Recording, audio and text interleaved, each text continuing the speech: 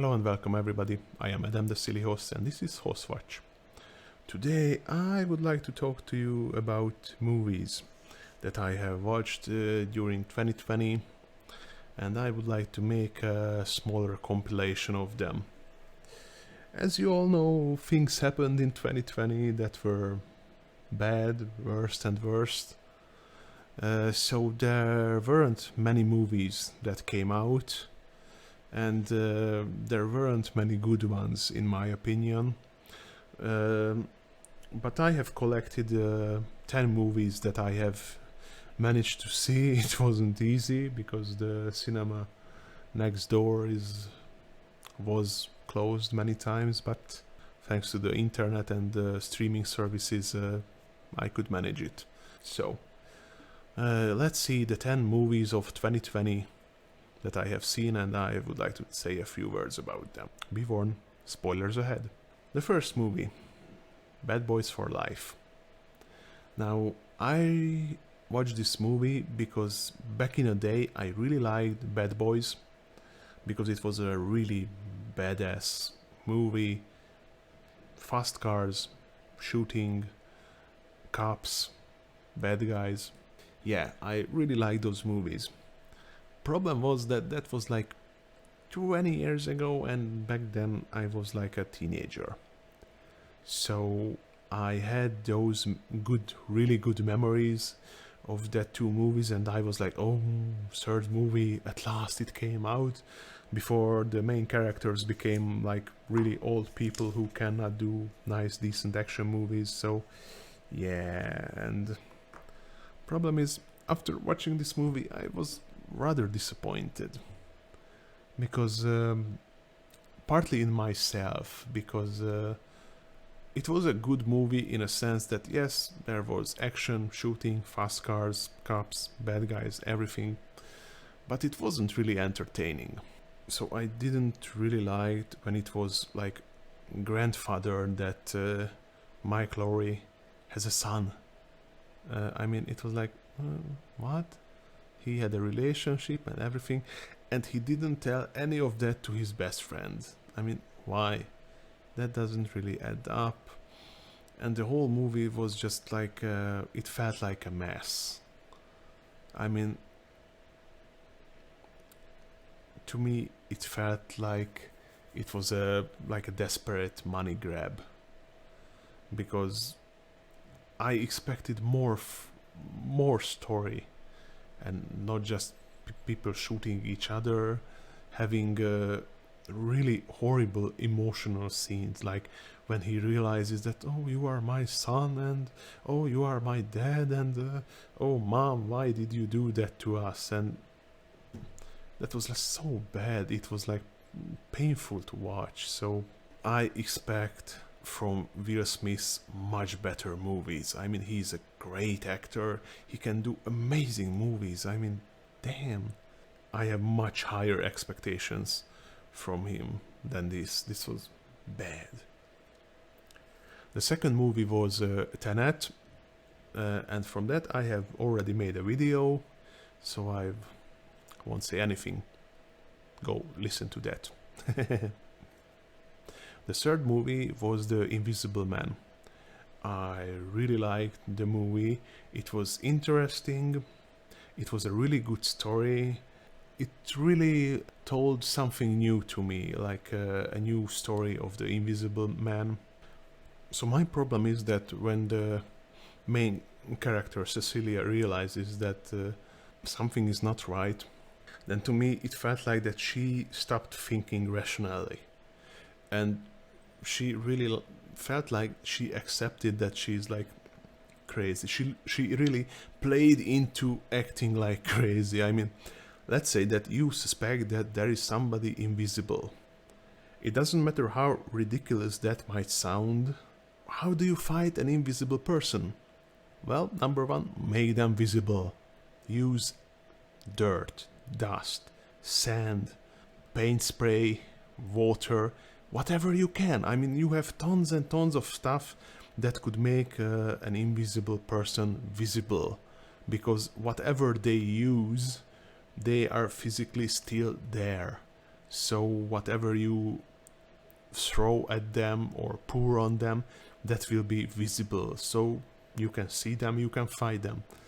And that didn't happen pretty much till the later part of the movie, when it was like it's over already. So yeah, she really plays into the not thinking crazy lady part, and that showed me another problem with the movie. Why does everybody really accept it that she is going crazy? I didn't really understand that part. I mean, if you would have a best friend and you know that person, you have known them for years or maybe decades, and suddenly something is wrong, then would it be your first reaction that, oh dude, you are crazy, you should go to the psych ward and be locked up? Would that be your first reaction? If your best friend would need your help, then I don't know, that's just bad. But even though I really like this movie, the fourth movie would be Underwater. I liked it, although it haven't shown me anything that I haven't seen before, because it was pretty much a simple horror movie where there is a given number of people, there is a horrific enemy that you can't really see for the better part of the movie, and they are starting to die one by one while they're trying to escape. Now, the underwater part, there were some movies that already played that, like Abyss, which was an amazing movie in my mind. The horror part, which was like, yeah, I have seen lots and lots of horror movies and I somewhat like them. So that wasn't extraordinary or anything. But overall, I did like the movie, because I don't know when was the last time I have seen a horror movie where I was really happy about seeing it, when it was more than just a random guy running around with a knife and killing everybody. This was a good movie, yeah, definitely. The fifth movie would be Mulan. Oh, let's just say that it was horrible and let's leave it to that. The sixth movie, Enola Holmes. Enola? Enola? Enola? Enola. I think it was Enola. Damn it, English is hard sometimes. Anyway, it was a good movie, although I had a bit more expectations, but I really liked it, because Enola Holmes, potentially, she could be turned into a really interesting and good character. The story is a bit weird, and there are pretty big plot holes along the way, like the fact that was just like left untouched that her mother is a terrorist. She was making bombs to kill people, and that was like swept under the rug rather casually by the end of the film, and I was like, what? I mean, I support feminism 100%, but that is not feminism. What those ladies try to do, they try to like blow up stuff, like killing people, and that's just horrible to comprehend that that was depicted in a way like that. Those ladies should have had a goal that's much better. Like, I mean, back in the day, like 100 years ago, in the early 1900s, there were women who fought for equality, for a right to vote, for all kinds of rights that they did not have back then in those horrible, horrible times. And I think that those ladies would have deserved a much better depiction than just being random terrorists. Because at the end of the day, that's what comes out of this movie. You can't really deny that. But anyway, aside from that one thing, I really liked the movie because it was just a good detective movie. there wasn't much detection or deduction happen sometimes, but I think that in Enola Holmes deserves much more. Like, I would like to see more of her, more movies or even a TV series. I mean, I have seen Agatha Christie's Poirot. That series went on for, I don't know, like 2 decades, and there were like dozens of episodes. So yeah, I would like to see something similar with Enola Holmes.